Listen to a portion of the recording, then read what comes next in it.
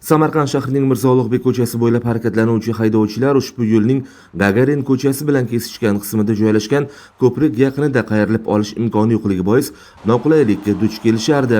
Mazkur muammo haqidagi murojaatlardan xabardor bo'lgan viloyat hokimi Aziz Boboyev haydovchilar va piyodalar uchun qulaylik yaratish, shuningdek hududda yuzaga kelayotgan tirbandliklarni kamaytirish maqsadida tegishli idoralarga bu yerda harakatlanishning yangi tartibini joriy qilish yuzasidan loyiha taklifini ishlab chiqish topshirig'ini bergan edi.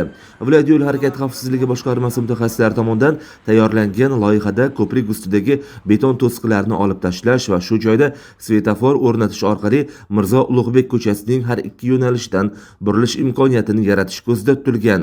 Viloyat hokimiga taqdim etilgan ushbu loyiha taklifida xavfsiz harakatlanishni ta'minlash, yo'l bo'ylab transport oqimini tartibga solish hamda ortiqcha tirbandliklarning oldini olishga alohida e'tibor qaratilgan.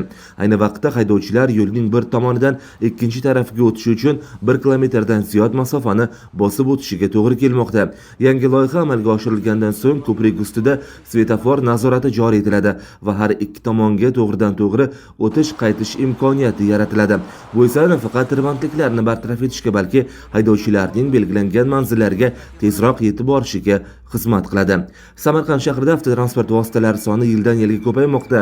Bu esa o'z-o'zidan ma'lum joylarda tirbandlik yuzaga kelishiga sabab bo'ladi. Shu bois aholi harakatlanadigan gavjum ko'chalarda qulay va xavfsiz sharoit yaratishga alohida e'tibor qaratishimiz zarur, dedi viloyat hokimi Aziz Boboyev. Svetofor qo'yadigan bo'lsak, boshqarib beradi. Svetofor mana bu yoqda karmanlar yo'qoladi-da, endi mana bular razvorlar yo'qoladi. Shunday o'yinni beraman, doimiy o'yin ochiq bo'ladi. 3 ta fazada qilaman. Bu shartda to'g'riga unga ketadi. Bu ham to'g'riga bu yoqda chapga ketadi. 3 ta fazada ishlaydi. Ertaga birinchidan probkani oldi olinadi.